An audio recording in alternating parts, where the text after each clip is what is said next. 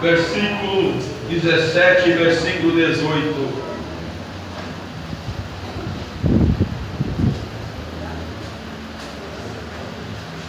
Carta que foi escrita por Tiago, capítulo de número 5, versículo 17 ou 18.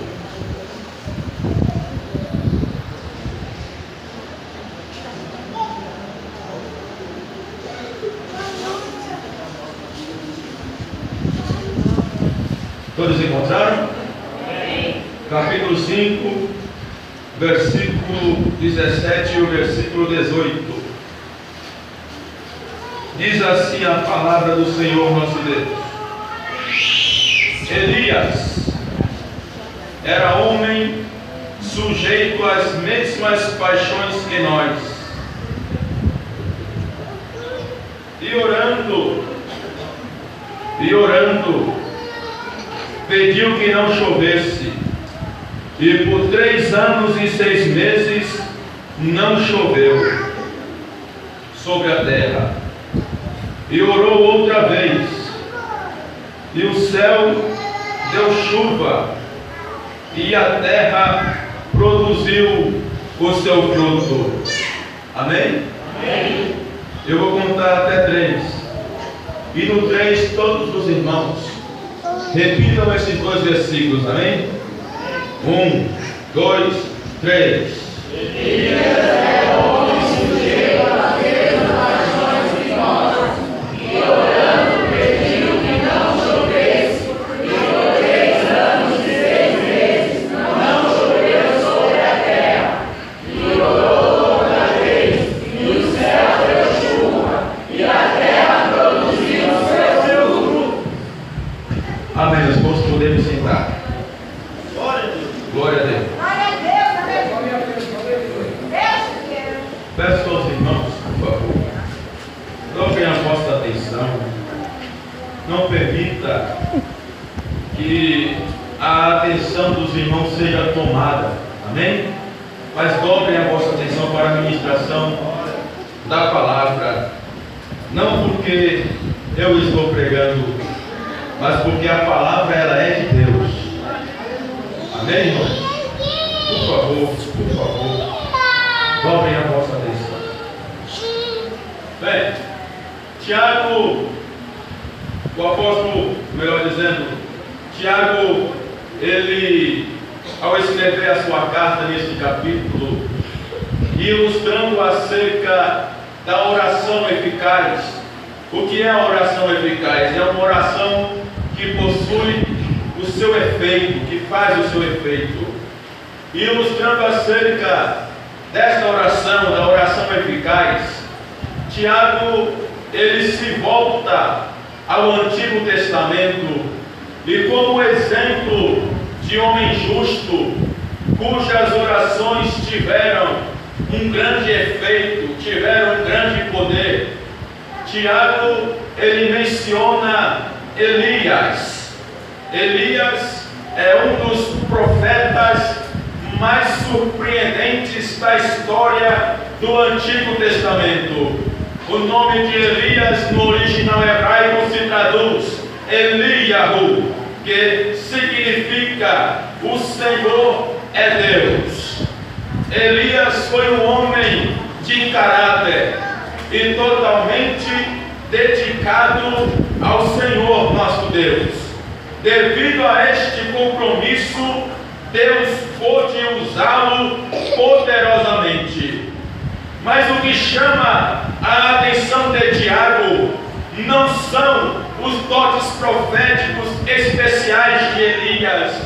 Também não é o seu lugar único na história.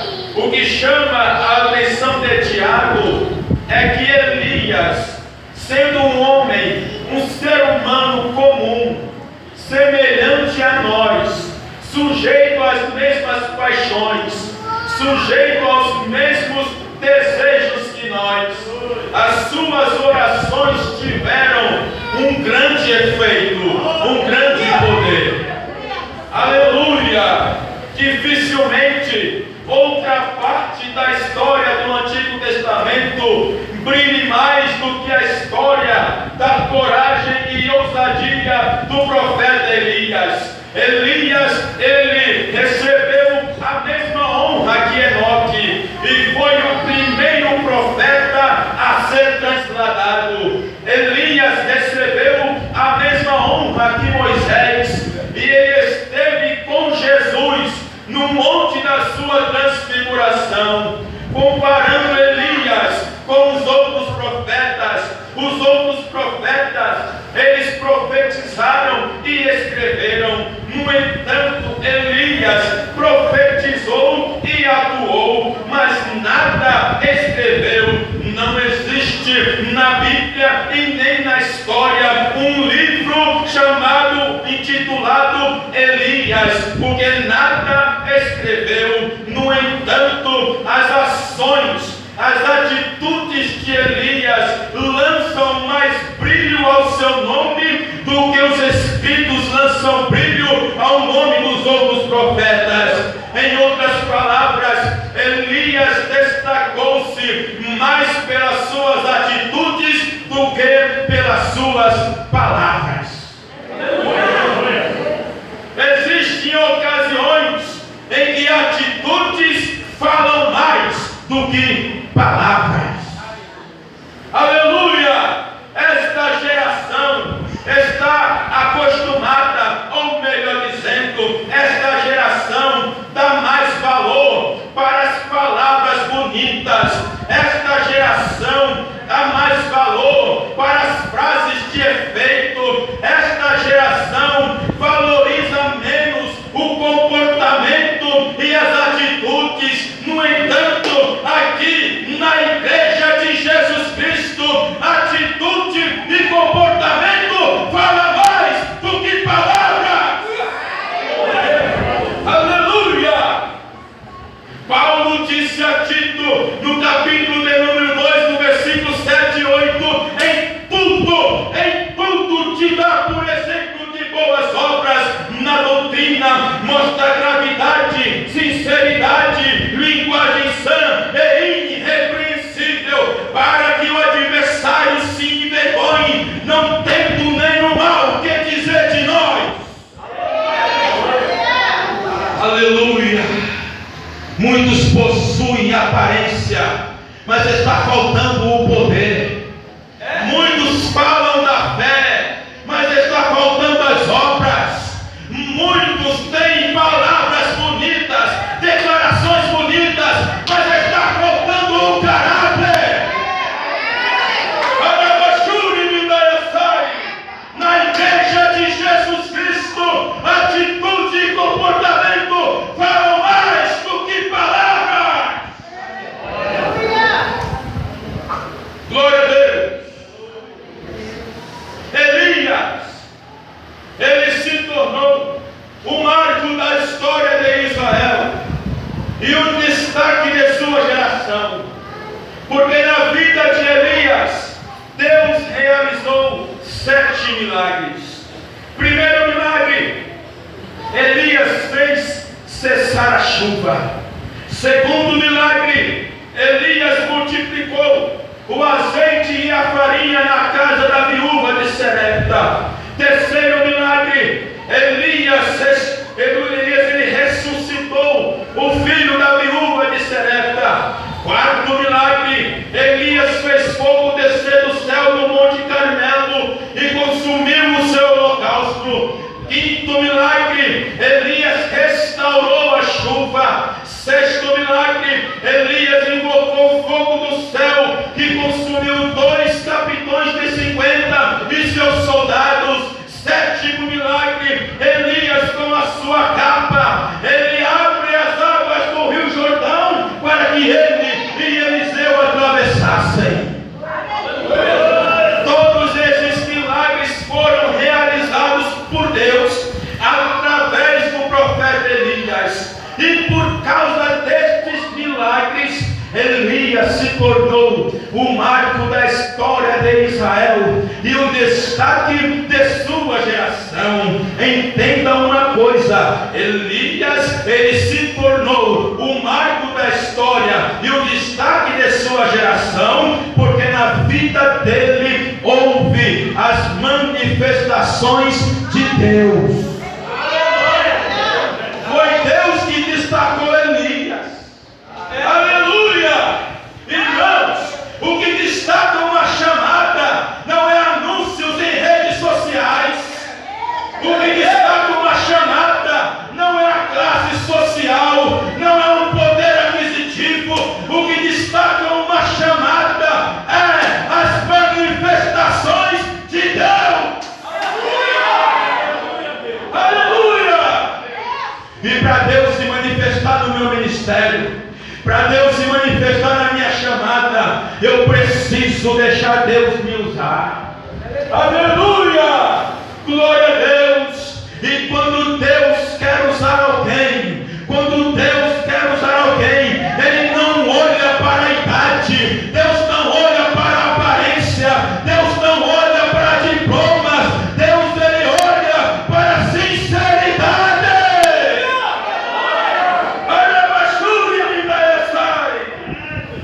Aleluia! Glória a Deus! Aleluia, Jesus! Elias, ele exerceu o seu ministério, ele exerceu a sua chamada durante o reinado de Acabe.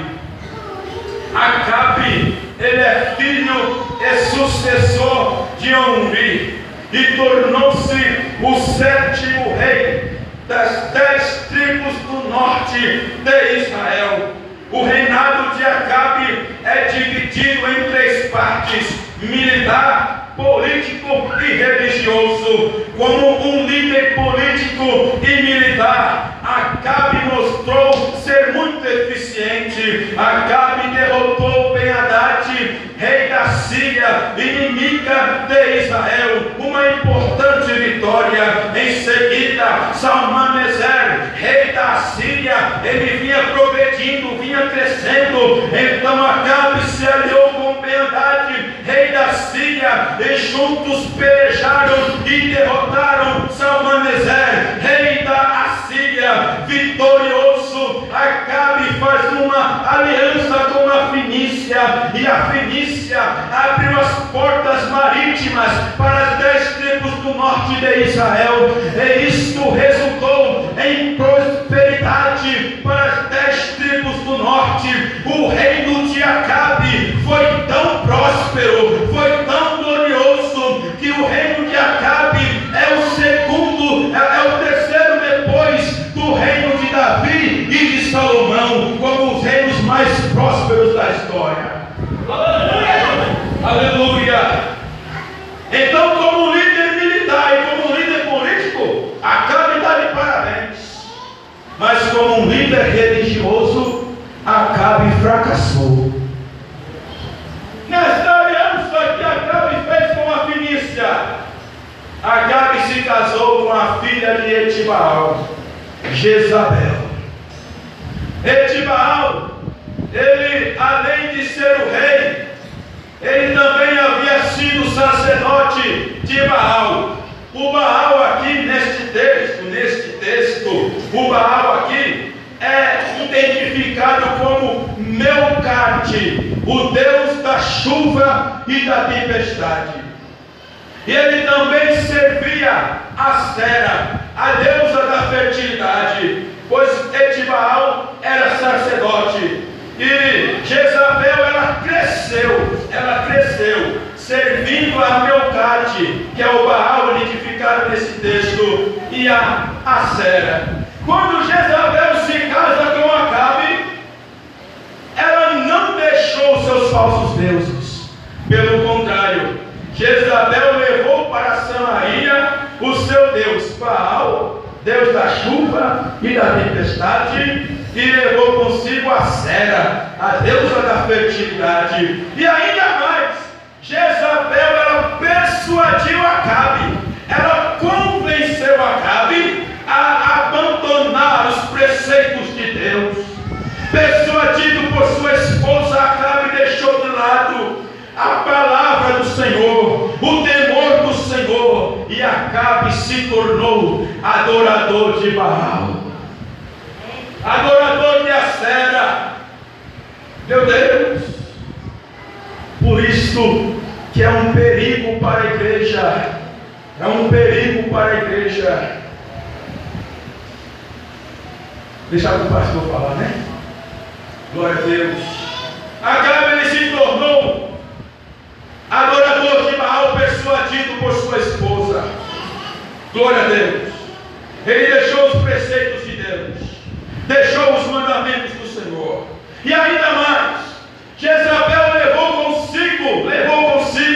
para Samaria 400 profetas do Deus da chuva e 450 profetas da deusa da fertilidade, Acera. Ela implantou em Samaria, em Israel, a religião da Fenícia, a idolatria da Fenícia. No entanto, Deus não dividiria o seu